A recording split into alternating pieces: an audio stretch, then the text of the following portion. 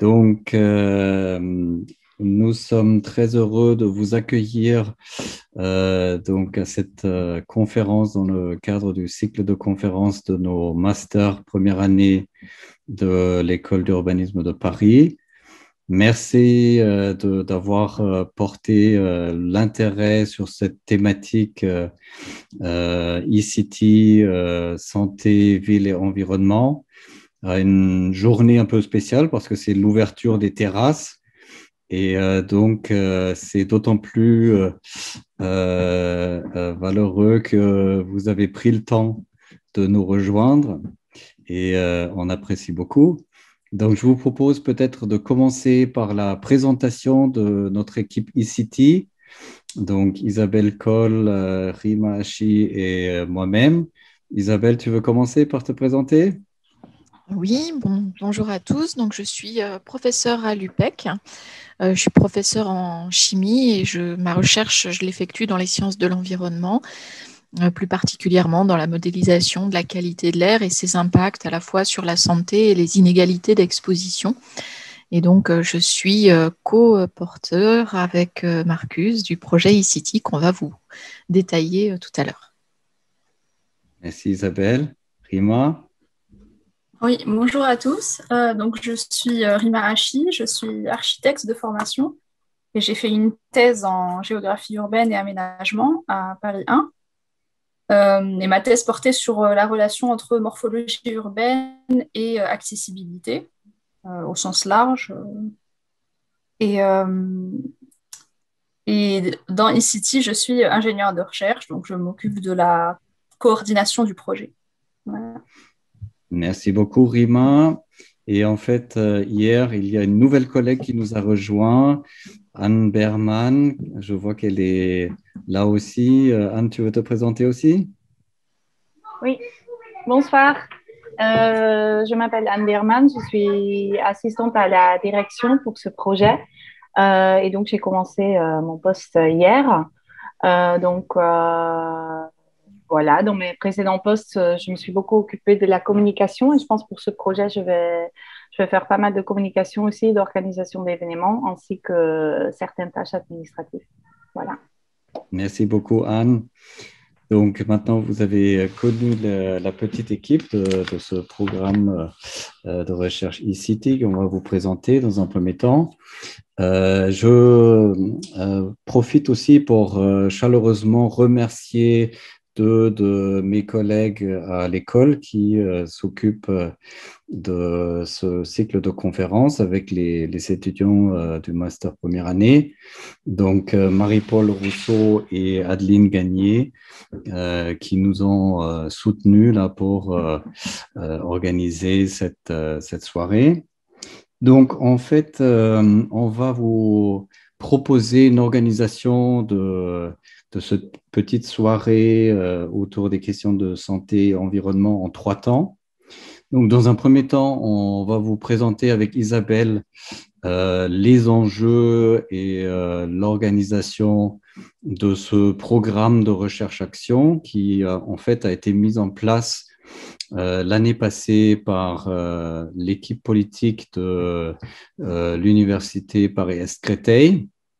Donc, on est toujours dans la phase de montage d'un programme qui, en fait, va durer plusieurs dizaines d'années. Donc, on se projette à long terme. Et après cette présentation, nous avons préparé avec les 15 étudiants du Master 1 qui sont présents un petit questionnaire auprès de toute la promotion, notamment sur des questions de participation. Et finalement, on vous proposera un temps de débat et d'échange autour des enjeux qu'on vous présentera.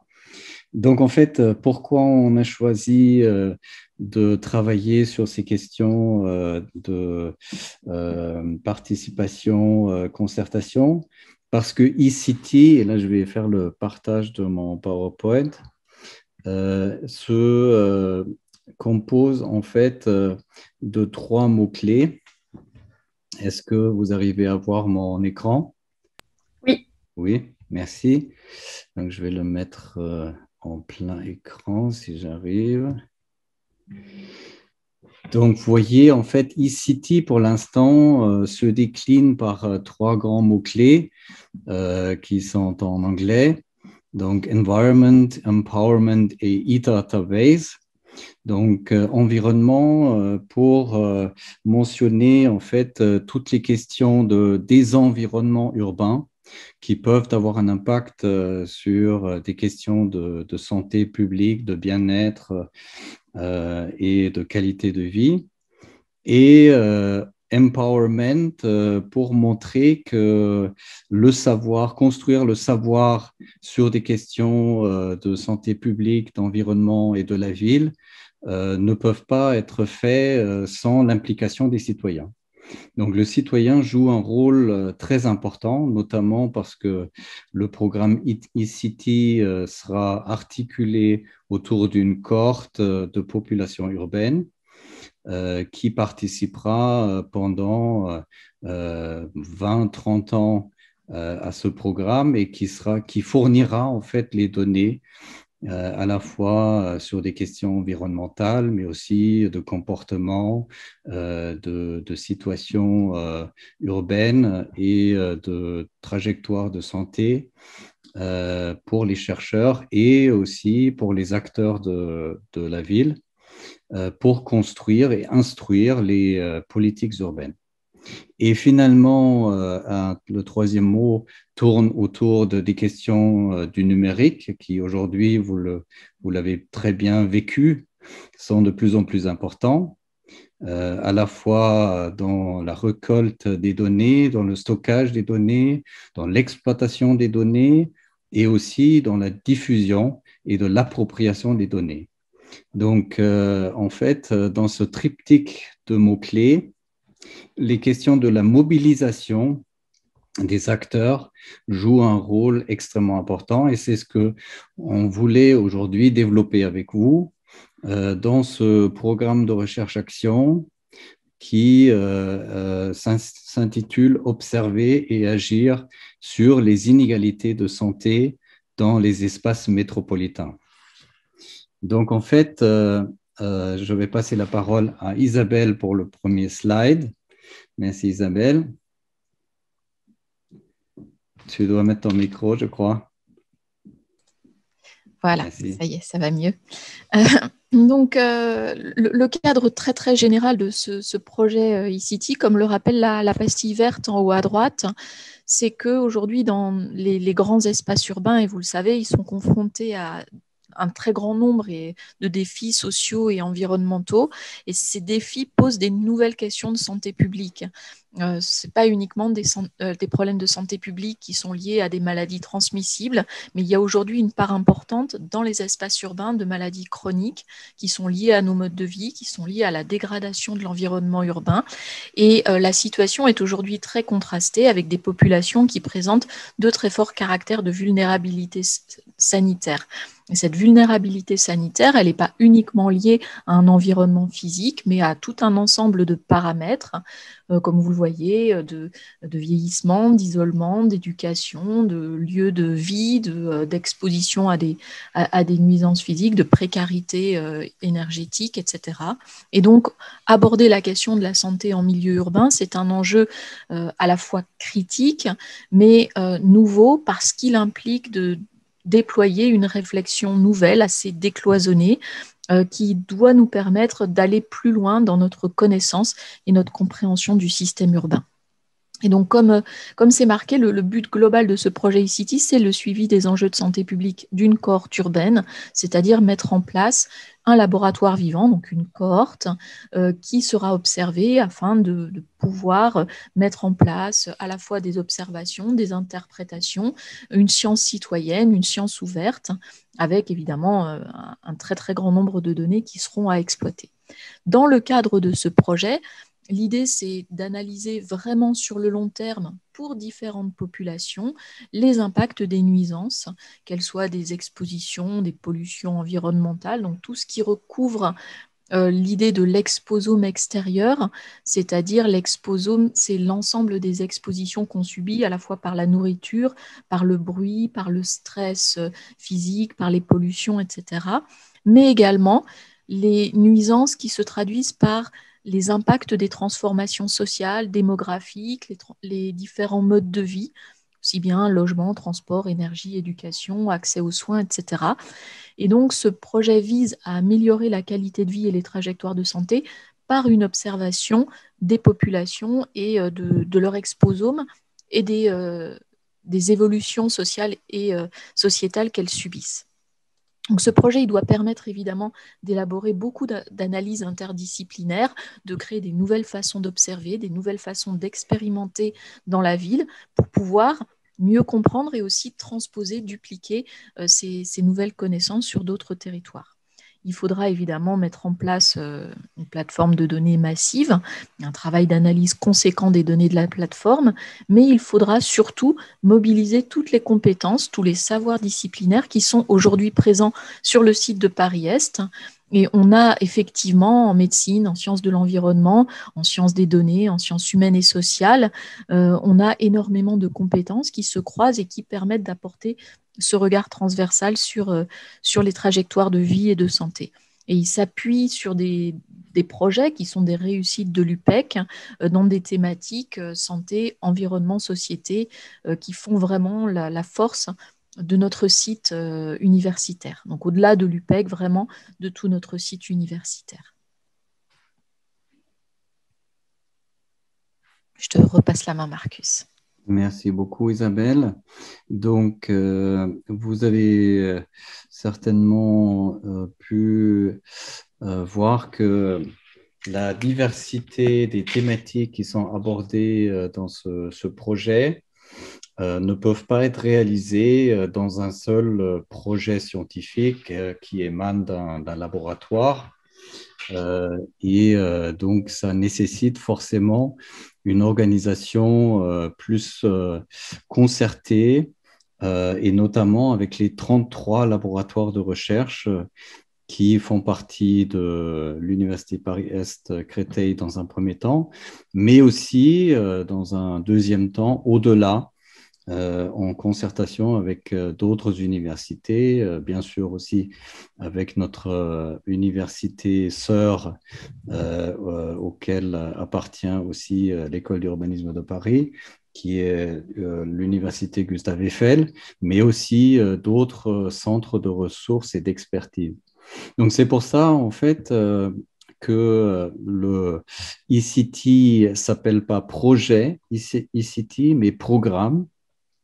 Et en fait construit autour d'une vision holistique, c'est-à-dire une vision qui veut inclure à la fois différentes thématiques, différentes disciplines, mais aussi différentes manières de conduire la recherche, donc à la fois sur des méthodologies qualitatives et quantitatives qui sont réunies à la fois dans les sciences sociales et dans les sciences naturelles et dans les sciences de l'environnement, mais aussi en fait prendre en compte la diversité des conditions de vie dans la ville et dans l'université, ainsi que des trajectoires de vie, des trajectoires de santé, des comportements et leur interdépendance avec les différents environnements urbains.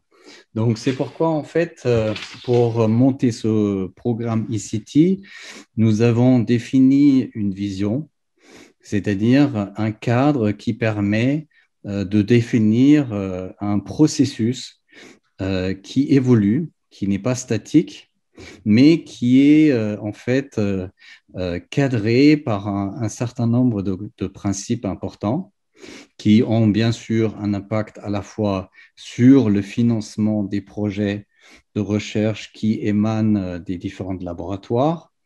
Donc, en fait, on fonctionne un petit peu comme un bailleur de fonds, à la fois de fonds financiers, mais aussi un bailleur de fonds de mise en lien thématique. et qui se saisit des opportunités de recherche et des compétences qui existent déjà dans les différents laboratoires et qui intéressent la question environnement, santé et ville. Donc, le deuxième principe est un principe de situation dans un territoire, c'est-à-dire qu'on veut profiter d'un écosystème urbain comme laboratoire de grandeur nature. Dans un premier temps, l'UPEC est une université ancrée dans la ville de Créteil, mais aussi dans le territoire Est, territoire 11, qui réunit 16 communes. Et donc, l'idée est là, encore une fois, de montrer que l'université est une université engagée dans son territoire, l'université dans la ville et la ville dans l'université. Et c'est donc l'objectif, en fait, de plus profiter des liens et des synergies qui existent entre le territoire et l'université, et de porter en quelque sorte la science hors les murs. Et donc, vous voyez à gauche ce schéma qui montre en fait la cohorte, qui est donc le dispositif central de recherche et de recherche-action de eCity et qui, bien sûr, est composé de citoyens qui sont présents à la fois à Créteil et dans le territoire 11.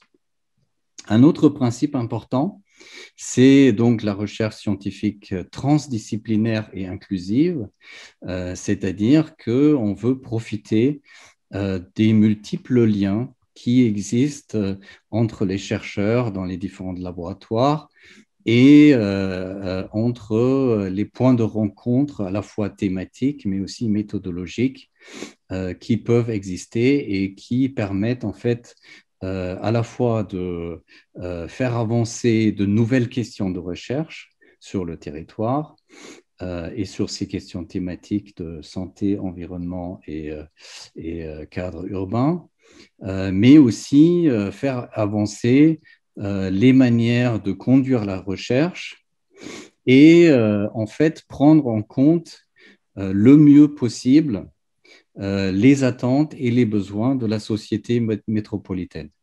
Donc, quelques mots-clés: consulter, comprendre, partager et expérimenter, pour dire comment, en fait, le citoyen peut être un acteur de la création de la connaissance avec l'université.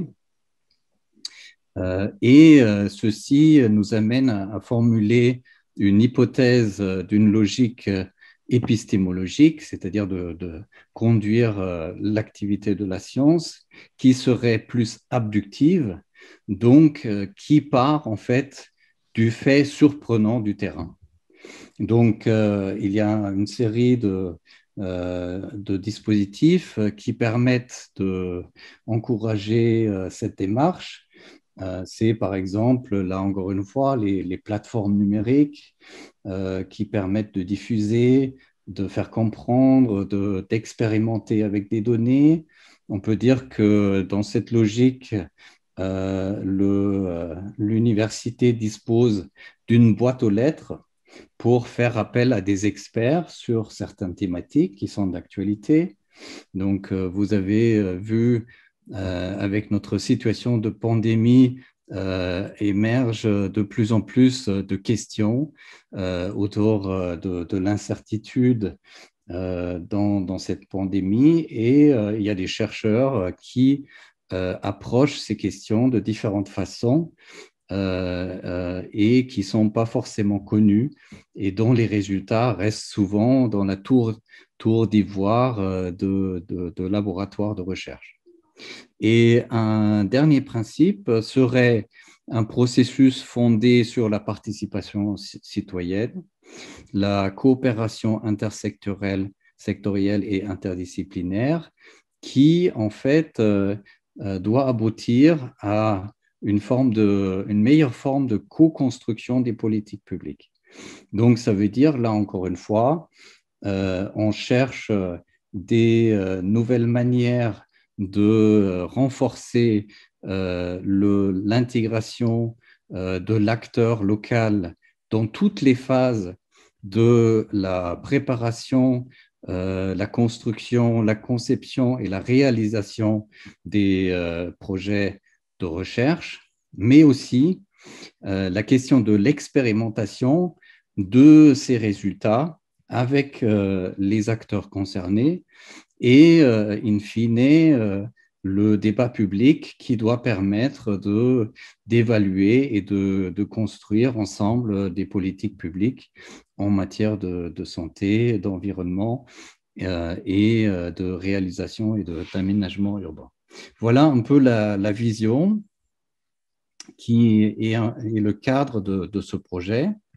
Et à partir de là, nous avons travaillé sur un schéma que je vous présente maintenant un petit peu plus dans le détail, qui se compose de 5 éléments, donc de cette vision que je viens de développer, qui tourne autour des définitions méthodologiques du débat public et des objectifs interdisciplinaires de recherche et de recherche-action, avec toujours des entrées qui viennent de toute partie et de tout lieu, qui sont des attentes, qui sont aussi des connaissances de l'état de l'art. Et ensuite, l'existence d'un grand nombre de projets qui sont formulés dans les laboratoires de recherche, qui vont être à la fois financés et soutenus par le programme eCity, qui profitent donc de la mise en place d'une cohorte et qui vont permettre à la fois de connaître les situations individuelles, d'avoir le suivi, de profiter des données stockées sur la plateforme et de les diffuser pour ensuite aboutir à plusieurs résultats, donc à la fois des résultats de production scientifique, donc de connaissances de recherche fondamentale, mais aussi des résultats plus opérationnels, c'est-à-dire des résultats qui qui intéressent les praticiens, les professionnels de santé, les professionnels de l'aménagement, et qui permettent en fait de diffuser cette connaissance à travers une série de dispositifs d'expérimentation. Donc, on parle par exemple d'une maison de la science, d'un Living Lab, des Web TV, des espaces de jeu où en fait toute personne peut s'initier à la fois à des questions de recherche des résultats et des implications dans le territoire. Voilà, je vais m'arrêter ici pour donner la parole à Rima qui va nous présenter le cadre de l'enquête réalisée des étudiants de ce master, urbanisme et aménagement. Et ensuite, les étudiants vont commenter les résultats de leur enquête auprès de la promotion. Merci Rima. Merci. Vous voyez mon écran là? Oui. Ouais, ok. Alors, je vais vous présenter une des démarches qu'on essaye de développer en ce moment à eCity, qui va me permettre ensuite de parler du questionnaire. En fait, c'est la proposition d'une démarche participative pour traiter de la relation entre santé et environnement. Donc, rapidement, la définition classique de la participation citoyenne, c'est que c'est un processus d'engagement obligatoire ou volontaire de personnes ordinaires, donc, pas d'experts, agissant seules ou au sein d'une organisation en vue d'influer sur une décision portant sur des choix significatifs qui toucheront leur communauté. Nous, on a choisi une définition un peu plus englobante, un peu plus large que ça. En fait, pour nous, la participation, ça va être un processus qui vise à offrir au savoir d'expérience un lieu d'expression. Alors, le savoir d'expérience, c'est une expression qui est notamment utilisée par le comité ALICE qui promeut la relation entre sciences et société. Donc, le savoir d'expérience, en fait, ça consiste à considérer que les citoyens, que les individus ordinaires, en fait, sont dotés d'un savoir qui va au-delà des simples opinions et qu'il s'agit de consolider. Et donc, dans le domaine de la santé, par exemple, les individus sont généralement les premiers experts de leur propre santé. Et donc, la reconnaissance de ce savoir d'expérience des individus ordinaires ne vise pas non plus une mise en équivalence avec le savoir scientifique. La question n'est pas de savoir si les deux se valent ou qui a toujours raison ou qui a tort. Ça vise plutôt à offrir les conditions nécessaires pour une fécondation mutuelle entre ces deux types de savoir. Et sur l'aspect qu'on aimerait, que pour nous, la participation doit offrir un lieu d'expression, en fait, pour nous, ce lieu d'expression peut aussi bien viser, donc la participation citoyenne peut aussi bien viser à influer sur une décision, sur des actions concrètes, mais aussi, en fait, on aimerait également développer de la participation citoyenne dans de la recherche qui pourrait même être de la recherche fondamentale.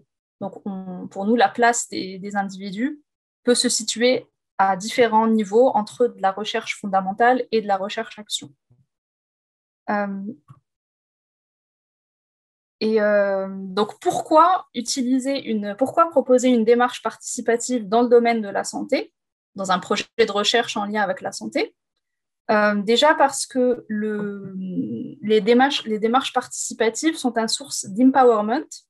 Alors, l'empowerment, c'est un terme qui n'a pas encore de traduction officielle, on va dire, en français, mais certaines associations utilisent le terme capacitation. Donc, c'est le développement de compétences ou de capacités. Et donc, pourquoi une démarche participative dans le domaine de la santé? Parce que ça permet aux individus de gagner en empowerment, en les aidant à consolider eux-mêmes leur savoir sur leur propre santé. Comment? En les incitant à relire leur expérience de vie en prenant du recul, en la confrontant à d'autres expériences pour en tirer des enseignements généralisables et à être aussi dans une démarche de compréhension des autres acteurs, donc des autres acteurs de la santé, donc les citoyens en compréhension d'autres acteurs. Un autre argument en faveur des démarches participatives dans le domaine de la santé, c'est de sortir de la position surplombante du chercheur qui va considérer les individus comme des objets de recherche. Ça, c'est quelque chose qui a pas mal été, cette position surplombante du chercheur, elle a été pas mal critiquée dans des sujets de recherche comme l'exclusion ou des sujets de recherche sur la grande pauvreté, par exemple. Mais on pense que dans le domaine de la santé et du bien-être, cette démarche surplombante du chercheur peut aussi être problématique, ou en tout cas qu'il faudrait avoir un regard critique vis-à-vis d'elle, parce que les questions de santé et de bien-être peuvent être des questions délicates, empreintes de subjectivité, et où les normes peuvent parfois, n'ont pas toujours leur place. Des normes de bonne santé, ou par exemple de ville en bonne santé, ou de ville de bien-être, peuvent être parfois compliquées à appliquer à certains territoires. Et donc, c'est pourquoi les démarches participatives permettent justement de mieux intégrer, en fait, dans la recherche scientifique, les expériences subjectives des individus, de les impliquer. Donc ça, c'est quelque chose qui se fait pas mal en politique de la santé. Par exemple, dans le projet régional de santé d'Île-de-France 2018-2022, où des populations de Paris, la Seine-Saint-Denis, du Val-de-Marne et d'autres communes, d'autres départements ont participé à un processus de participation. Et en fait, on leur a demandé, par exemple, quelle était leur définition de la santé, vraiment de leur point de vue, et des facteurs qui influencent la santé selon eux, et d'élaborer une liste de priorités des thématiques de santé. Donc, qu'est-ce qui, selon eux, est prioritaire pour leur santé? Donc, s'inspirant un petit peu de ces démarches-là, qui se font un petit peu dans la construction des politiques publiques, peut-être un peu moins dans les projets de recherche, on a proposé une démarche participative, donc dans laquelle un groupe de participants serait sollicité sur 3 volets. Donc, la première, alors c'est encore en construction, mais la première, on aimerait faire participer les individus à la définition des priorités du programme eCity, parce que le programme eCity s'articule autour de la question de la santé et de l'environnement, et donc c'est des questions sur lesquelles les individus ont forcément le fameux savoir d'expérience dont je parlais tout à l'heure. En particulier, quand on parle d'un territoire comme nous, par exemple, on va travailler probablement sur la commune de Créteil. Donc, les habitants de Créteil ont un savoir d'expérience sur les relations entre santé et environnement dans leur territoire. Donc, on aimerait bien arriver comme ça à une co-construction des priorités d'eCity avec les habitants. Le deuxième volet de participation, ça serait, donc Marcus a parlé de la cohorte. Donc, on aimerait effectivement que les individus qui ont participé à la première étape intègrent également cette cohorte. Et on pourrait aller jusqu'à les solliciter pour un recueil de données. Donc, il y a ce qu'on appelle le quantified self, c'est le fait de faire des mesures, que ce soit des mesures de santé ou des mesures, de la collecte de données de santé ou sur son environnement, sur soi-même, vraiment sur soi-même, et de faire parfois même des analyses sur soi-même. Et le troisième volet, ça serait, donc ça c'est plus dans le champ de la recherche-action, c'est la participation à la co-construction des politiques publiques de santé. Donc là, il y aura aussi bien des acteurs que des chercheurs.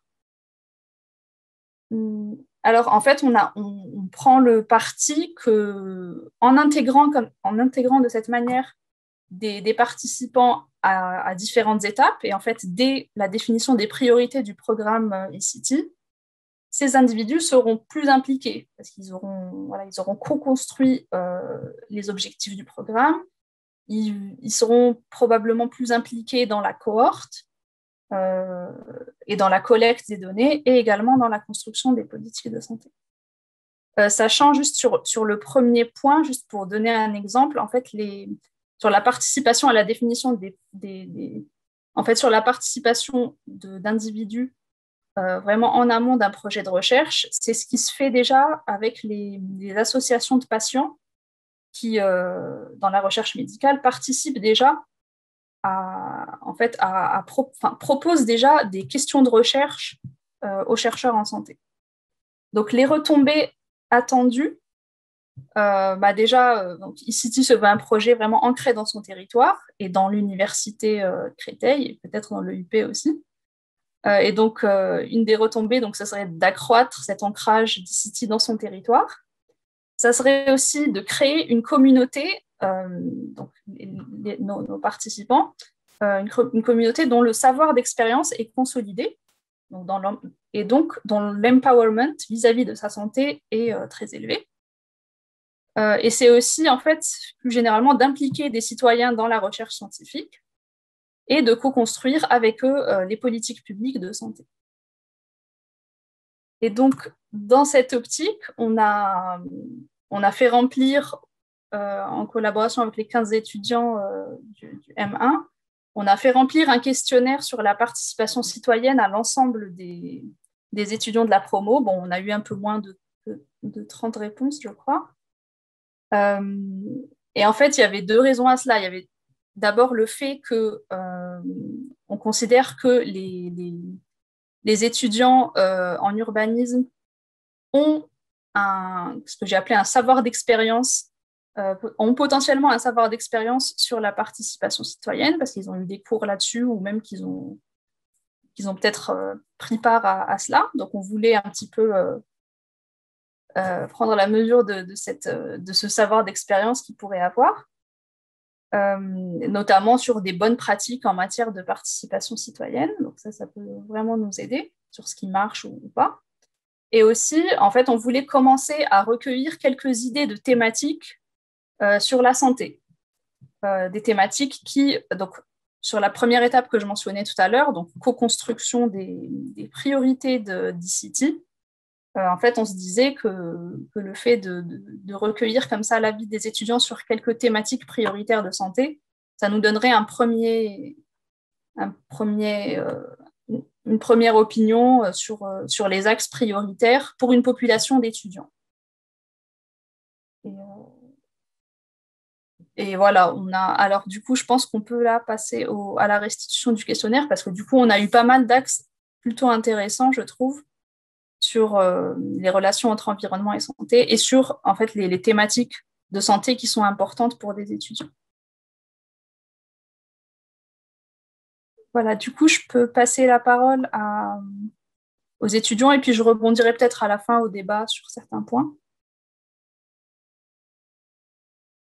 Oui, je commence. Est-ce que vous voulez que je partage mon écran pour les résultats ou pas? Ouais. Attendez 2 secondes. Ah, du coup, je dois arrêter.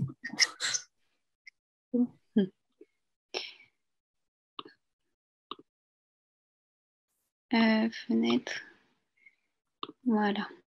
Normalement, vous voyez... Hop. Vous voyez la bonne fenêtre? Oui. Ok, super. Donc, bonjour à tous. Donc, pour commencer ce petit retour sur le questionnaire, malheureusement, vis-à-vis de la première question qui était est-ce que vous avez déjà pris part à une participation citoyenne? On a une très faible part des enquêtés qui ont déjà pris part à une participation, mais en même temps, nous on s'est dit que c'était un résultat significatif et qui n'était peut-être pas représentatif, mais qui était tout de même intéressant et qui montrait peut-être quelque chose justement. Et nous espérons que les 27% qui ont déjà pris part à une participation sont présents aujourd'hui et qu'ils pourront nous partager leur expérience.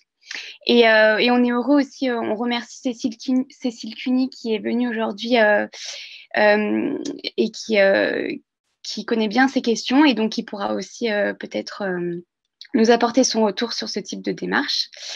Et vis-à-vis de la deuxième question, donc qui portait sur la définition de cette démarche de la participation citoyenne, eh bien, on se rend compte qu'elle est assez partagée selon les enquêtés, qu'il y a vraiment une part conséquente des enquêtés qui pensent que la participation citoyenne, c'est plutôt en fait une pseudo-consultation, plutôt qu'une réelle participation. Et on a une autre part qui pense que la participation citoyenne, ça peut être un réel outil de décision collective.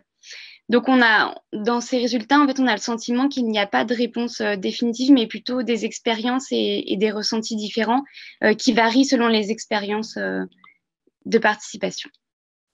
Clara, je te laisse pour la suite, ou Chloé, pardon.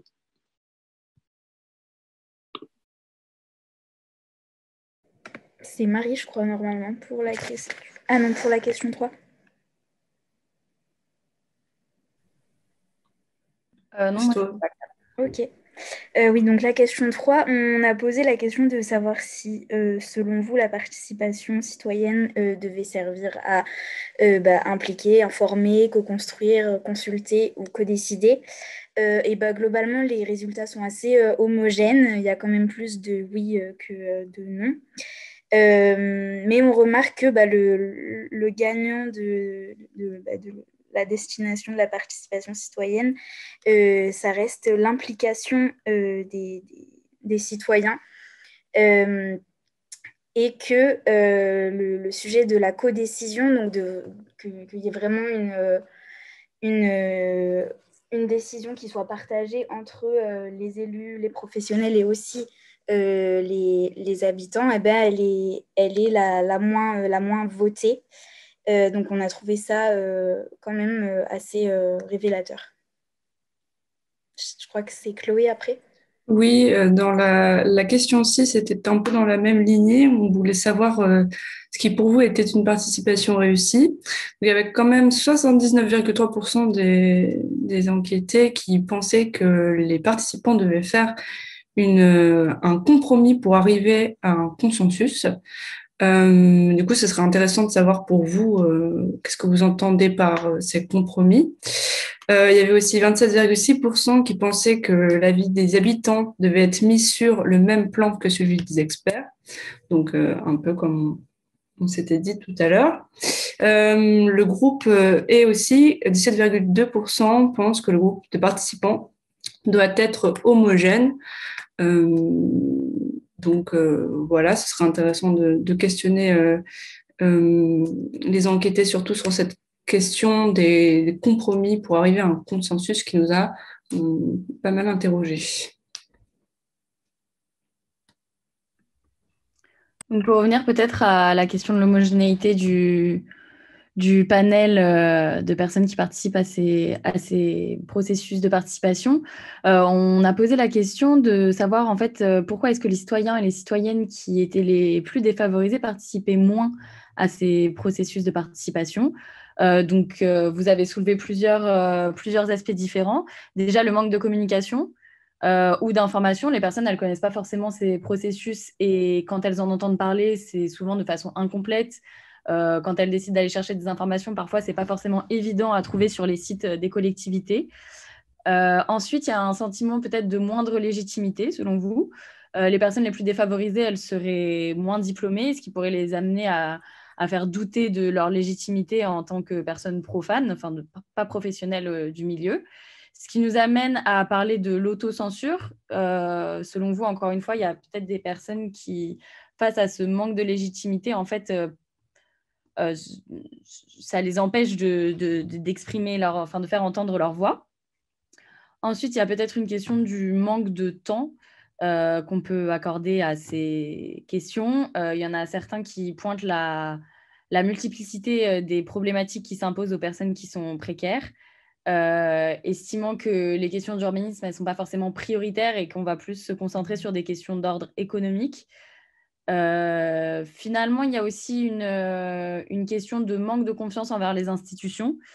Il y en a qui émettent l'hypothèse que les populations défavorisées, elles se disent que c'est peut-être pas un processus participatif qui va changer la donne ou tout du moins qui améliorera leurs conditions. Et il y en a qui évoquent aussi la peur de ne pas être écoutés ou de ne pas se sentir bien dans ces instances. Et pour finir, il y a peut-être une question du manque d'intérêt. C'est des personnes qui sont peut-être moins politisées et qui ont peut-être moins d'intérêt à défendre, ce qui expliquerait peut-être aussi pourquoi elles sont moins politisées, et donc qui s'intéressent moins aux questions d'urbanisme, en l'occurrence.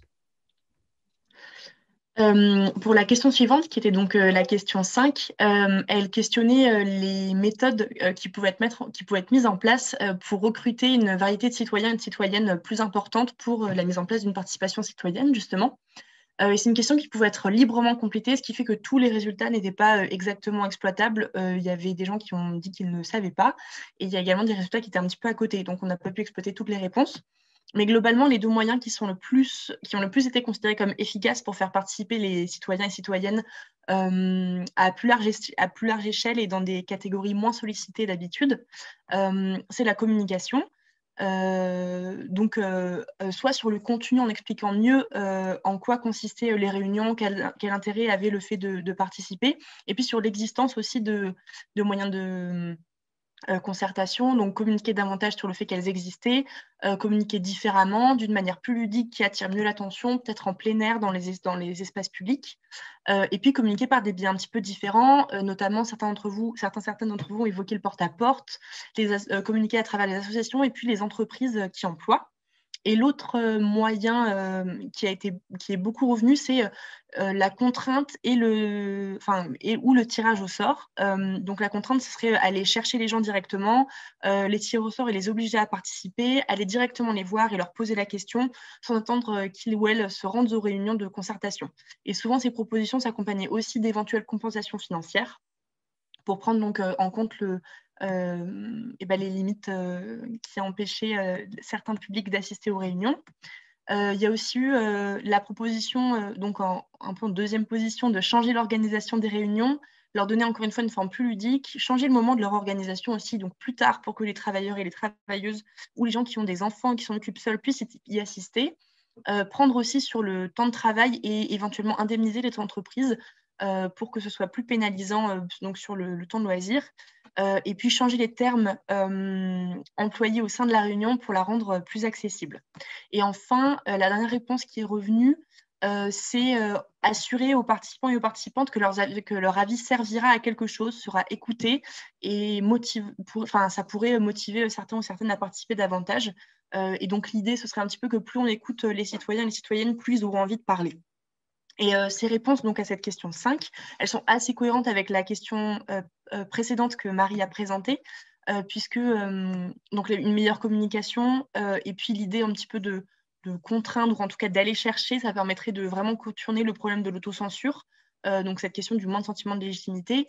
Il y a aussi l'idée du manque d'intérêt, puisqu'on n'attend plus que l'intérêt vienne en allant directement chercher les gens et en les sélectionnant sans qu'ils ne proposent leur participation. Et puis, les propositions qui visaient à réinventer les modalités de réunion, ça permettait aussi de contourner le manque de temps, le fait que, et puis l'assurance que ce sera bien pris en compte, ça permettait de contourner une éventuelle défiance envers les institutions. D'accord. Du coup, la dernière partie de questions se base sur les enjeux en matière de participation dans la santé. La question 7 présente les thèmes à aborder en priorité par rapport à une participation citoyenne pour la construction de politiques publiques. On voit du coup en priorité la santé mentale, puis l'influence du cadre de vie et en priorité le handicap et le coût des soins. Voilà. Pour la question 8, on a demandé les autres thématiques de santé à aborder qui semblent importantes. On notera principalement l'alimentation, l'accès aux soins, le côté social, la sécurité ou encore les violences physiques, par exemple. Voilà, dans l'ensemble, c'est ça.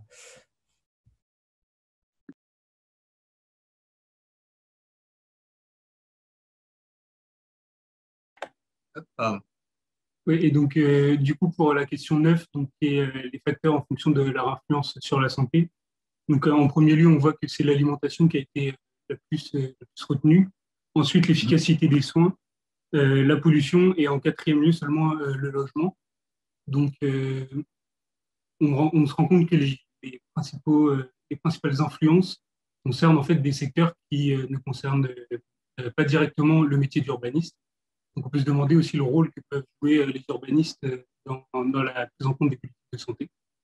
Et enfin, la dernière question, donc, ça concerne les différents leviers d'action en tant qu'urbaniste. Donc, il y avait 3 choix, avec plusieurs choix possibles, et aussi la possibilité de remplir une case autre.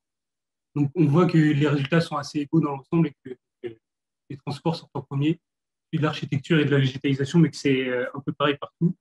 Et au final, donc, ce qui a été complété par les répondants, en fait, servent juste à préciser plus ou moins les réponses déjà données plus haut. Donc, la question des mobilités revient beaucoup, la question de l'espace public et aussi donc, de la qualité générale du bâti, notamment concernant la rénovation énergétique. Voilà. Ima, est-ce que vous vouliez réintervenir avant qu'on lance le débat? Est-ce que vous avez des questions de compréhension? Il y a une question en particulier où, effectivement, enfin, je comprends que, alors c'est sur la question quelles sont les clés de réussite de la participation citoyenne, donc là où ça parlait de population homogène ou trouver un consensus, etc. En fait, peut-être que vu la manière dont la question a été posée, c'était pas forcément très précis. En fait, si la participation citoyenne vise l'action, donc si c'est pour proposer concrètement des actions, effectivement, le consensus, il faut en tout cas à un moment trouver un terrain d'action commun et donc il va falloir faire certains compromis et là, l'enjeu va plutôt se situer dans le fait que chaque personne doit pouvoir, que le consensus soit le résultat d'un débat équilibré où chaque personne a pu faire entendre sa voix. Après, dans des processus de participation où l'objectif n'est pas l'action, n'est pas d'aboutir à des actions concrètes, ce qui est quand même rarement le cas, mais voilà, le consensus n'est pas forcément souhaitable. Au contraire, j'ai vu ça sur des démarches de participation en lien avec la santé. Au contraire, en fait, on considère que la multisubjectivité, donc le fait d'avoir des avis très différents, permettent au contraire d'appréhender la réalité dans sa complexité. Et qu'en fait, en essayant de trouver le consensus, en fait, on réduit cette réalité au plus petit dénominateur commun. Et du coup, en fait, on efface toute la complexité et les points de vue qui sont parfois complètement irréconciliables. Donc, dans une démarche d'action, effectivement, le consensus peut être souhaitable. Par contre, si c'est une participation comme ce qu'on aimerait nous développer pour identifier des questions de recherche ou pour identifier des priorités, etc., le fait qu'il y ait des avis divergents est au contraire une source de richesse parce que ça reflète la complexité de la question.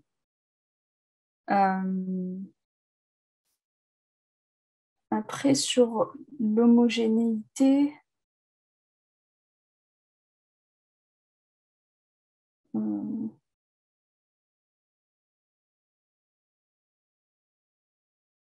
oui, du coup, c'est à peu près la même chose sur le...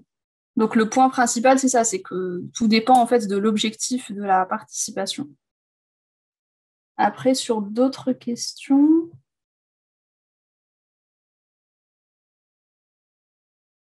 nous, après, on a des idées un peu pour mettre en place une participation qui inclurait également des populations défavorisées. Par exemple, ce qui se fait pas mal pour le projet régional de santé, ça a été de se rapprocher des associations qui font de la médiation sociale et culturelle auprès des populations défavorisées. Il y a la FEDE, par exemple. Et en fait, en se rapprochant de ces associations, on permet au contraire d'avoir une surreprésentation de personnes de milieux défavorisés. Et donc, pour un enjeu comme le nôtre, qui est celui des inégalités de santé, et pour un territoire comme le nôtre, qui est Créteil, la commune de Créteil, je pense que ça pourrait être intéressant pour nous de se rapprocher de ce type d'association. Merci beaucoup, Rima et les étudiants. Donc, je pense qu'on peut déjà ouvrir un petit peu le temps de débat. Est-ce que parmi tous les participantes et participants, est-ce que vous avez des remarques, des questions peut-être de compréhension? Moi, j'ai une question. J'ai une question. Ouais.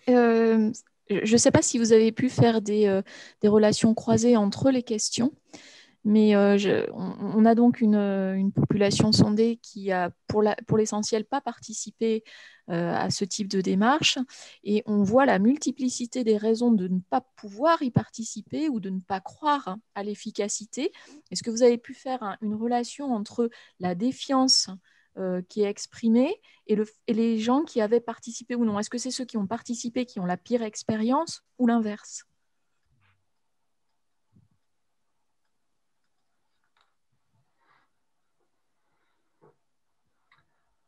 Alors, je sais que c'est peut-être difficile parce que des fois, les logiciels ne permettent pas toujours de croiser les réponses, mais... Je pense qu'il y avait moyen de le faire, mais peut-être que vu le temps imparti, c'était peut-être un peu court. Mais ça peut être un non, élément. je crois pas qu'on l'ait fait a priori, mais on peut on peut essayer de le vérifier avant la fin, mais en tout cas, on l'a pas encore fait. Okay. En fait, le questionnaire était anonyme, mais on peut quand même avoir les résultats par répondant, par participant. Et peut-être qu'on peut extraire ça sur Excel et puis regarder les relations entre les différentes réponses d'une même personne. Ça, c'est possible. De toute façon, je vais récupérer les données du questionnaire et puis je regarderai. Peut-être on peut donner la parole à notre experte sur des questions participatives. Cécile, tu veux réagir? Oui. Et juste après, il y aura Monsieur Choteau aussi qui voulait... Oui, du coup, c'est pas forcément très stratégique de donner la parole aux experts avant les participants. Alors peut-être Monsieur Dans Choteau. une dynamique de débat. Non, mais comme je dois partir, du coup, j'en profite pour poser ma question. J'en avais plusieurs. Je vais peut-être juste en poser deux, peut-être une une sur le questionnaire que vous avez passé. Parce que, et puis une autre plutôt sur le projet eCity. La première, c'était en fait, vous avez dit que ce qui ressortait là alors je ne sais plus quelle question c'était, mais vous aviez dit la participation doit-elle privilégier ou doit-elle, voilà, ouais, je ne sais plus quel était le terme, mais l'information, l'implication, la co-construction, la co-décision. Et puis bon, on voyait que tout était à peu près, enfin tout le monde disait oui, mais que bizarrement, en fait, c'était vers les catégories de la fin, c'est-à-dire celles qui sont les plus ambitieuses, on va dire, c'était co-décision, co-construction, que finalement, il y avait le moins d'adhésion. Mais moi, ce que je me suis quand même demandé, c'est quelle différence vous faisiez et pouvaient faire les gens, en fait, entre implication, enfin, entre ces différents degrés. Parce que moi, du coup, implication, co-construction, est-ce que c'est si différent, co-décision? Enfin, bon, voilà. Mais en tout cas, ce qui est intéressant peut-être quand même, c'est effectivement de se demander pourquoi les gens n'adhèrent pas forcément aux versions les plus ambitieuses, en fait. C'est un peu contre-intuitif. Et du coup, la deuxième question, elle portait plutôt sur justement les modalités de participation des citoyens ou des citoyennes sur des questions de santé que moi, je ne maîtrise pas du tout. Mais voilà, je me dis personnellement, mes données de santé, j'aime pas trop que ça soit diffusé, utilisé n'importe comment. Enfin, voilà, j'ai envie d'avoir le contrôle, moi, personnellement, sur mes données de santé. Et du coup, comment est-ce que vous comptez gérer ça dans le cadre d'une base de données massive? Est-ce que ça, c'est aussi finalement un enjeu de la participation, que les participants puissent effectivement contrôler l'usage qui sera fait de leurs données? Et en même temps, comment vous pouvez gérer l'anonymat quand des citoyens participent à l'élaboration, alors je sais pas, ou même l'exploitation des, enfin je sais pas, ou au recueil des données en fait.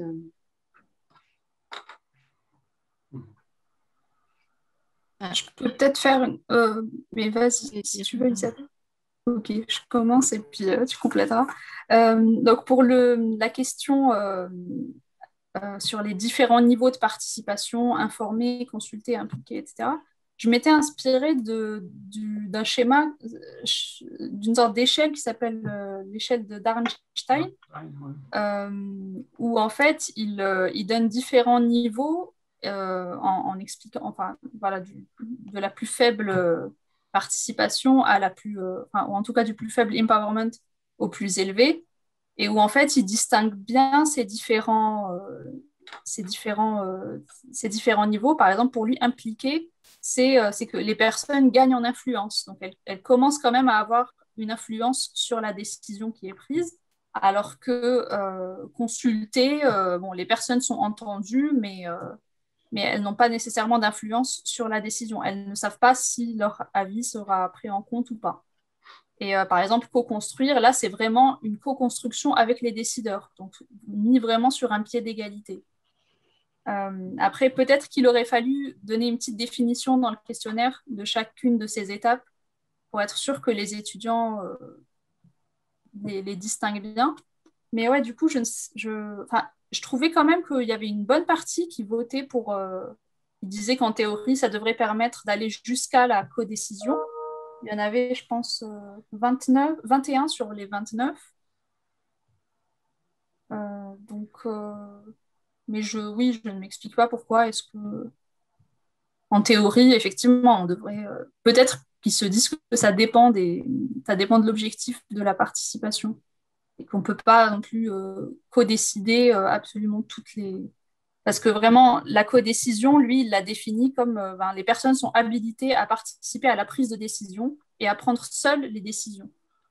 Peut-être qu'il y a certains domaines où ce n'est pas souhaitable. Après, sur la deuxième question, je pense que la participation citoyenne, à mon avis, va au contraire réduire la défiance à l'égard de la collecte des données, parce que c'est vrai que les données de santé sont un enjeu très important. Et donc, je pense qu'en augmentant vraiment l'ancrage du projet eCity dans la commune de Créteil et à l'université, en impliquant au maximum les gens, et en leur expliquant concrètement ce qui va être fait de leurs données, je me dis que la défiance sera probablement moindre. Après, en fait, on n'est pas encore tout à fait au point sur les questions d'anonymat, etc. Mais en tout cas, les bases de données ne seront pas accessibles à l'ensemble des participants de l'étude. C'est-à-dire que ce qui se fait généralement, c'est que les participants peuvent collecter leurs propres données, peuvent y avoir accès sur la base de données, mais ils n'ont pas du tout accès aux données des autres participants de la cohorte. Oui, en fait, c'était ça que je voulais un petit peu préciser dans les cohortes. Alors, je ne suis pas spécialiste, mais on a rencontré plusieurs spécialistes. C'est vraiment évidemment très cadré à partir du moment où il y a des données sensibles. Et il y a un protocole d'utilisation des données et d'accès aux données qui est évidemment très cadré. Et tout changement du protocole au cours de la cohorte doit passer par un comité de protection des personnes qui doit valider chaque amendement, etc. Et chaque personne qui souhaite quitter la cohorte quitte la cohorte avec ses données. Donc, elles peuvent quitter la cohorte à tout moment. Donc, en fait, si on a une grande transparence dans finalement le protocole d'usage des données et que tout amendement passe par un ensemble de comités qui doivent vérifier comment dire, la qualité du processus d'anonymisation, etc. Il y a a priori pas de souci. Enfin, je veux dire, il n'y a pas de choses qui sont cachées aux participants. Et par ailleurs, les données de santé, elles ne sont pas données par les participants eux-mêmes parce qu'à nouveau, les gens n'ont pas forcément une perception objective de leur santé. Ils peuvent avoir l'impression qu'ils sont très malades ou qu'ils ne sont pas du tout malades parce que finalement, leur référence, c'est les symptômes qu'ils perçoivent ou c'est leur famille, comment ils vivent et dans quelles conditions de santé. Et donc, souvent, c'est par un réseau de généralistes que passent les données de santé. Donc, ce n'est pas la cohorte qui détient forcément tout l'accès aux données, mais ce sont les généralistes qui, par des réseaux, les font parvenir à des bases de données ou des spécialistes de la santé vont les traduire en données paramétrisées et anonymes. Merci Isabelle. Il y avait une question de Patrick Choteau. Oui, alors c'est moi une question. Merci de me laisser la parole. D'abord, merci de m'avoir invité. Je suis intervenant au module 5 du MOPU. Et j'ai terminé mon poste de secrétaire général adjoint à la mission interministérielle pour la qualité des constructions publiques, à la MIC. C'est à ce titre que j'étais amené à écrire 2 ouvrages. Un premier en coécriture avec des sociologues sur la question du projet urbain. C'est comme ça que je me suis forgé une culture sur les travaux de la sociologue américaine Sherry Arnstein, qui est à l'origine de cette grille dont vous parliez tout de suite avant. Et ce qui m'a permis, en écrivant cet ouvrage, de consulter, d'interroger une centaine d'élus et de maîtres d'ouvrage urbains sur cette question de la participation. J'aurais 2 mots à dire là-dessus. Puis là, je termine l'écriture d'un bouquin sur la commande du ministère de l'écologie sur le paysage. Et cette question aussi de la participation reste entière. Ce que je veux dire, c'est que les élus ont la trouille de la participation. Et quand on travaille un peu, c'est normal, je veux dire, ils sont élus, ils sont persuadés qu'ils peuvent s'entourer d'un certain nombre d'experts. Et vous l'avez dit d'ailleurs, l'enjeu de la participation, là où elle fonctionne le mieux, c'est l'acculturation, c'est-à-dire la confiance dans l'expertise d'usage et le fait que les expertises dont l'expertise d'usage se rencontre et finalement sa culture. Et c'est essentiel puisque toutes les expériences que j'ai eues à avoir et qui ont très bien marché, ont très bien fonctionné. Je peux même vous dire qu'au bout, c'est plutôt les urbanistes ou les architectes qui ont fait défaut, ce qui est assez étonnant.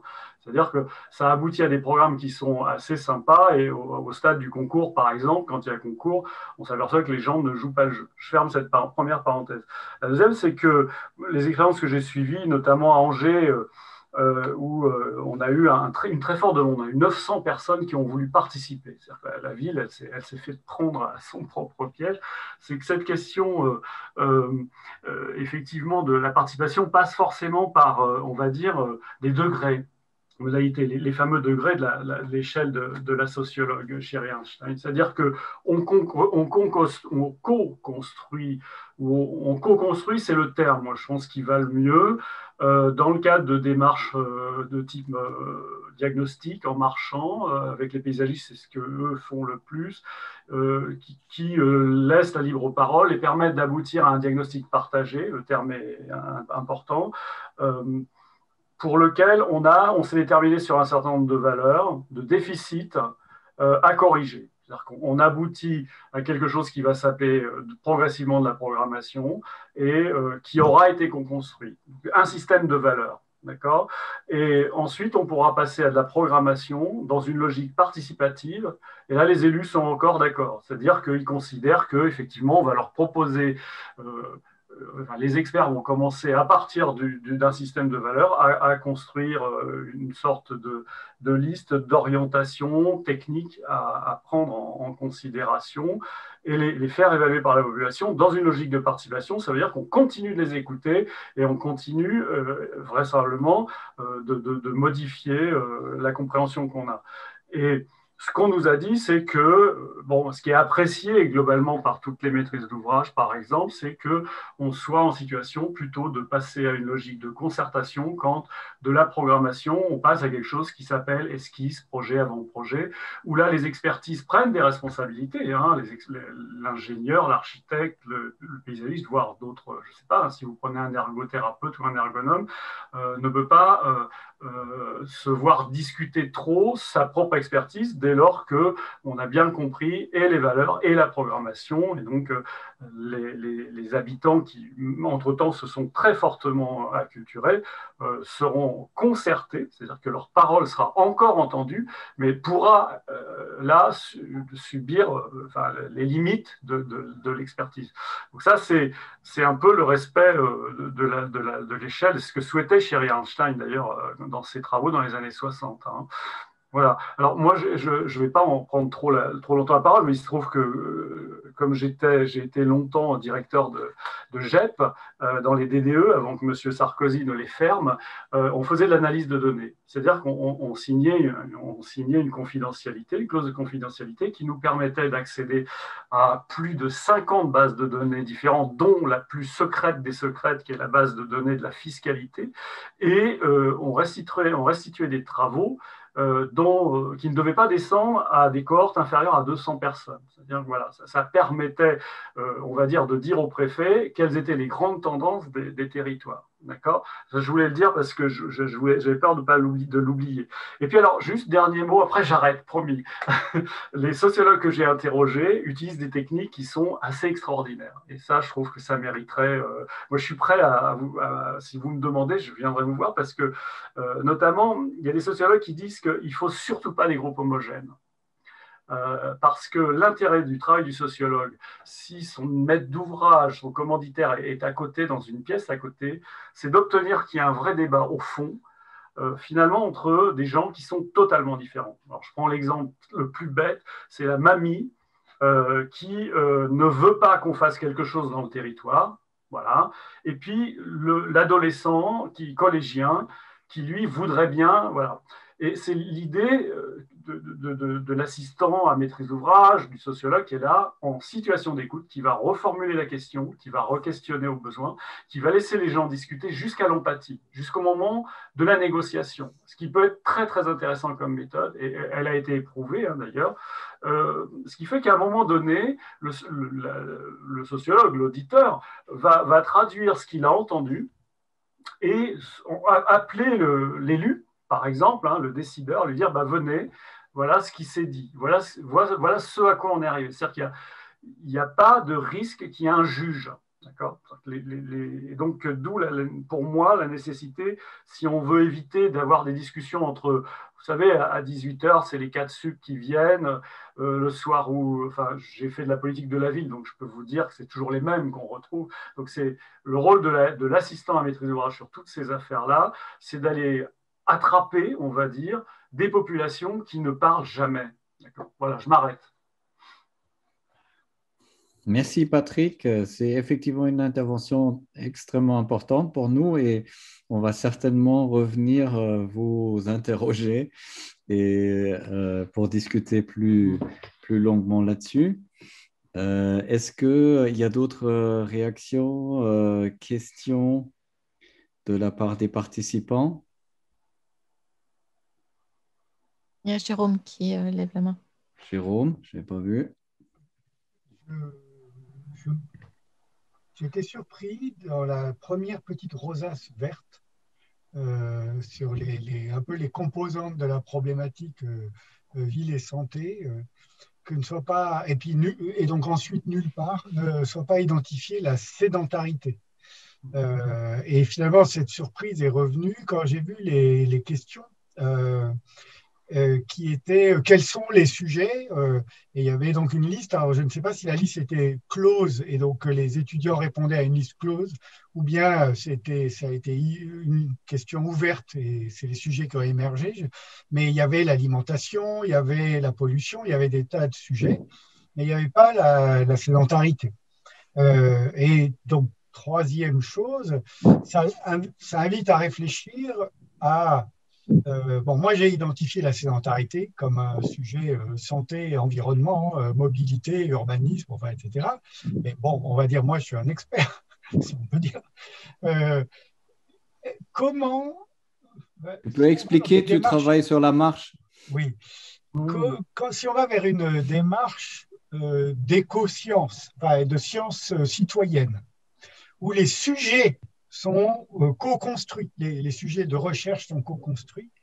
Je me pose plein de questions parce que je me dis, est-ce que la sédentarité comme problématique n'émergera pas d'une démarche de co-construction? Et dans ce cas-là, ne sera jamais traitée. Et peut-être que même ça me dira, moi, un jour, que c'est une mauvaise manière de poser les problèmes. Voilà enfin, j'ai relié plusieurs choses qui sont apparues. C'est bon, il est 19h13, donc je me doute qu'on ne peut pas orienter la discussion vers ça, mais voilà, sédentarité. Non, mais tout à fait. Hein. Je pense que pour te répondre sur la pastille verte, c'est ce que j'ai repris d'un document très initial d'e-City et évidemment on ne peut pas tout mettre. Alors il y a tout ce qui est effectivement relié indirectement à la marche. Il y a tout ce qui est exercice physique, qui soit de grande intensité ou de faible intensité. Donc la marche en fait partie.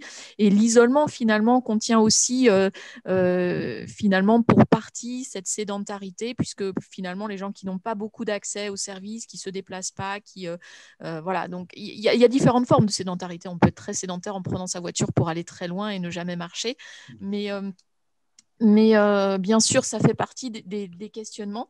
Et là où le projet e-City finalement se veut très inclusif, c'est que on souhaite avoir une base de données sur les pratiques, les modes de vie la plus complète possible des individus pour qu'après les gens puissent proposer un regard sur cette base de données qui soit le leur. Donc les projets ne sont pas limités en soi.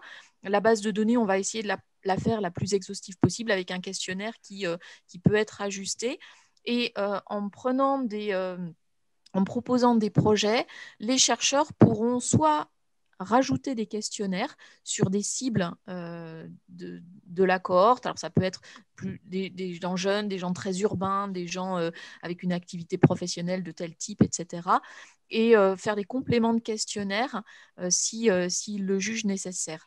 Et du coup, on doit permettre, en fait, à tous les angles de regard, tous les angles de vue sur la cohorte d'exister et de proposer des travaux de recherche. Donc oui, on ne peut pas tout mettre, mais en essayant d'avoir un questionnaire qui est très, très large, on peut avoir des projets qui se focalisent sur un des angles et qui proposent par exemple de l'enrichir dans des expérimentations ou dans des questionnaires complémentaires. Mais évidemment, c'est aussi pour ça qu'on essaye de consulter un peu tout le monde dans notre phase de construction du projet pour pouvoir être sûr de toucher tous les plans de la vie urbaine. Et peut-être pour rajouter ta question, Jérôme, est effectivement au cœur du programme ICT. C'est pourquoi ça s'appelle programme et pas projet, parce que nous avons volontairement, au début, quand on était sollicité par l'UPEC, dit que nous ne souhaitions pas définir un périmètre thématique. Donc, en fait, on a ensuite communiqué autour de cette volonté d'avoir un processus qui est itératif. Moi, je l'appelle autopoïétique par rapport aux chercheurs américains. Donc, c'est en fait un processus qui autoproduit au fur et à mesure ses référentiels et donc qui n'exclut aucune thématique et qui veut aller encore plus loin, c'est-à-dire que quand des projets de recherche sont proposés par différents laboratoires et qui vont être ensuite diffusés, disséminés et débattus, on souhaite que ça donne lieu à d'autres réflexions. Et là, par exemple, je pense que la question de la sédentarité, elle va très rapidement émerger. Et pour que des équipes de recherche s'en saisissent de leur façon, qu'ils soient dans un laboratoire qui travaille sur la mobilité ou qu'ils soient dans un laboratoire qui travaille sur la biodiversité. Bien sûr, cette question peut être approchée de différentes façons et d'où l'importance de ne pas dire l'alimentation c'est dedans, la sédentarité n'est pas dedans. Mais de laisser, et c'est pourquoi en fait l'intitulé de cette conférence avait un mot ou une notion qui pour l'instant est encore un peu cachée, c'est l'incertitude. C'est-à-dire que quand on définit bien sûr un projet de recherche et on veut avoir des sous, il ne faut surtout pas dire que ce processus est semé d'incertitudes. Et en fait, notre programme de recherche est bâti sur les incertitudes, mais dans un sens d'opportunités et de leviers qui vont apparaître au fur et à mesure. C'est-à-dire que là, encore une fois, le débat, et ce soir, le débat avec les étudiants du M1 en est un élément, va faire émerger des réflexions dont on peut se saisir et effectivement les prendre, les attraper et les intégrer dans le programme ICT. Donc, c'est ça un peu la démarche aussi itérative qu'on voulait absolument mettre au cœur du programme, mais qui est difficile, bien sûr, politiquement à afficher au premier lieu, parce que les bailleurs de fonds, et Patrick va certainement le souligner aussi, veulent avoir une certaine certitude que nous aboutissons sur des résultats qui sont pertinents, qui sont représentatifs, etc. Mais effectivement, le débat et toutes les questions que vous évoquez autour de cette grande thématique éminemment complexe est très intéressant. Oui, alors Marcus, je suis désolé, je ne veux pas être trop long, mais je me suis peut-être mal exprimé parce que j'ai parlé de sédentarité. Vous êtes tenté de réagir à ça, mais ça, c'est mon sujet, on va dire. Alors que ce qui me semble le plus prometteur, le plus innovant, le plus incertain, le plus perturbant dans votre projet, ce n'est pas comment on périmètre et comment on définit ce qui est dedans ou dehors, mais c'est précisément cette idée de science citoyenne ou science participative, parce que ça impliquerait une sorte de double travail qui est, nous, en ayant construit des catégories d'analyse, des problématiques, des sujets, enfin, etc., on pourrait aller vers un instrument de consultation, de discussion, donc en quelque sorte mettre à l'épreuve la notion de sédentarité, est-ce qu'elle signifie quelque chose pour les citoyens? Parce que bien sûr, derrière, il y a la question de l'efficacité, par exemple, des politiques publiques. En tant que spécialiste de la marche, je sais que là, tout le monde, il y a un consensus pour dire qu'il faudrait que les gens marchent plus. Mais bon, c'est la politique du niaka faucon, et on sait bien que c'est comme quand on dit il faudrait que les gens arrêtent de fumer des cigarettes, ou il faudrait qu'ils arrêtent d'aller trop vite en voiture. Enfin bon, donc ça peut pas, même si on a identifié un problème, ça ne suffira pas à trouver les solutions si les gens, ça ne signifie pas quelque chose pour eux. Donc il y aurait une démarche qui serait que finalement dans votre invitation, et ça serait une invitation à ce que nous, les chercheurs ou experts invités, il y a un dispositif pour aller soumettre ça à des démarches participatives pour voir qu'est-ce que ça signifie pour les gens, comment ils s'en saisissent, qu'est-ce qu'ils mettent dedans, enfin, ouais, etc. Et inversement, qu'il y ait des formules, des instruments de formulation par les citoyens dans leurs propres termes des problèmes de leur vie, et que les chercheurs aillent travailler cette matière pour se dire, bon, finalement, moi j'ai problématisé que la sédentarité était une clé analytique, mais ce terme-là ne veut peut-être rien dire pour les gens, mais peut-être que je vais trouver dans la matière accumulée des éléments pour analyser dans les termes. Donc il y a une espèce de double mouvement. Alors j'ai pris sédentarité seulement comme un exemple, on va dire, hein, mais il me semble que le plus important, c'est le plus innovant, le plus prometteur, est du côté de cette cohorte. Alors comme tu dis, autopoïétique, parce que ça va être perturbant pour les médecins, parce que pour le moment, les cohortes sont super contrôlées du début jusqu'à la fin. Et là, on serait vers un truc ouvert, où on n'arrêterait pas d'avoir des éléments nouveaux, donc les perspectives comparatives dans le temps deviendraient extrêmement compliquées, quoi. Ça, c'est évident. Mais si c'est ça la condition pour réussir à collaborer avec les urbanistes, par exemple, ben, il faut y aller. Oui, tout à fait. Et pour donner un exemple de laboratoire avec lequel on discute parmi les premiers, c'est un laboratoire de sciences sociales qui, en fait, met en place des living labs et qui travaille sur des nouvelles méthodologies pour intégrer des acteurs locaux, des citoyens, donc ex ante, in itinere et ex post. Donc c'est une démarche un peu révolutionnaire parce que ça bouscule quand même beaucoup notre petite communauté de chercheurs, quand en fait dans la définition de nos approches, on doit déjà se frotter à des questions, à des idées de personnes qui sont des non-experts et qui ont leur savoir de pratique de l'espace. Et ces démarches, en fait, nous intéressent beaucoup, effectivement, parce que le empowerment, si on veut prendre une notion un peu plus large, est au centre de notre programme. Et bien sûr, la cohorte, là, encore une fois, et on l'a pris, Isabelle et moi, nous faisons des stages de construction de cohorte actuellement. Et nous apprenons en fait qu'une cohorte, ce n'est pas un long fleuve tranquille, mais c'est en fait un renouvellement de personnes qui quittent, d'autres qui arrivent. C'est souvent en fait plusieurs cohortes qui vont se construire au fur et à mesure. Donc c'est d'une complexité assez importante. Et là encore une fois, nous pensons qu'impliquer plus le citoyen comme acteur de la connaissance, de la construction dans un premier temps, de la connaissance dans un premier temps et participer à la définition des politiques publiques est très important.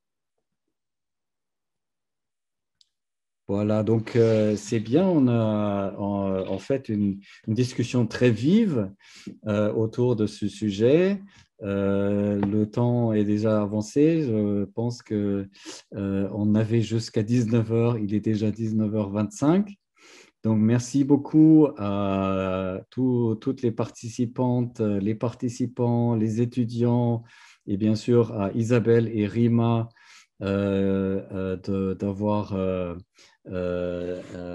débattu et présenté les choses avec nous. Et peut-être si Jérôme, tu es le maître ce cycle de conférences, si tu penses que c'est une thématique pertinente, on pourra éventuellement pour le semestre prochain renouveler le rendez-vous. C'est très tentant. Comme c'est la dernière conférence, je peux improviser un début de bilan on va essayer de faire sérieusement. Donc, d'une certaine façon, le dernier groupe de préparation, le 6e groupe, va faire un exercice un peu différent qui va être de revisiter toutes les conférences et voir comment on peut établir des liens. Ils vont ajouter, ils vont pas simplement faire un compte-rendu, ils vont ajouter leur propre analyse transversale. Enfin, donc, il y aura un exercice un peu différent.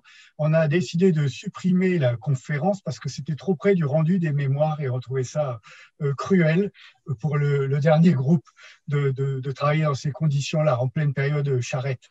Donc, votre conférence était la dernière, d'où ce début de bilan.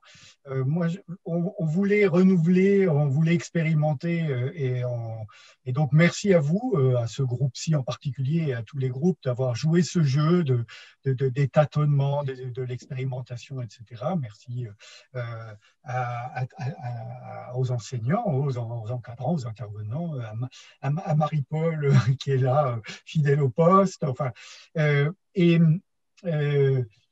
ça m'inspire tout de suite, en écoutant la conférence, justement en ayant cette idée, ah oui, il y a tout le sujet de la participation pour l'urbanisme, immense sujet, on ne va pas le découvrir, hein, il est déjà bien construit, bien constitué.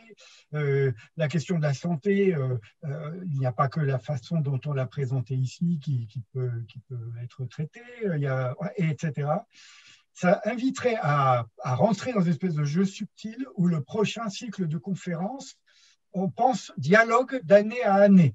Alors, vous voyez, là, je commence à encore mettre des ambitions encore plus grandes, c'est-à-dire finalement inviter la prochaine promo à aussi utiliser les choses discutées, peut-être reprendre les résultats comme celui de votre questionnaire, vous voyez, pour respécifier des questions sur un autre sujet, enfin, et ainsi de suite. C'est très inspirant, en tout cas. À ce stade. Donc, moi, je suis plutôt contente d'on ait tenté ce truc qui est un peu foutrailleux, mais qui est très intéressant de mon point de vue. J'espère que vous avez vécu ça aussi de cette manière-là. Il faudra dire, en tout cas, aussi ce qui coince, ce qui n'est pas satisfaisant, ce qui est frustrant. Enfin, voilà, là, je le présente de façon très positive. Mais si dans le processus, il y a des choses qui ne sont pas très bien pensées, ou en tout cas, alors là, je m'adresse aux étudiants, des questions de calendrier ou de cadrage ou d'identification de ce qu'il y a à faire. Enfin, pensez à vos futurs camarades, enfin, à la future promo, aux camarades l'an prochain. Quels seraient les messages à nous faire passer pour que ça soit encore plus gratifiant l'an prochain. Voilà. Et en tout cas, merci. Moi, j'étais très content de tout ça. Merci beaucoup.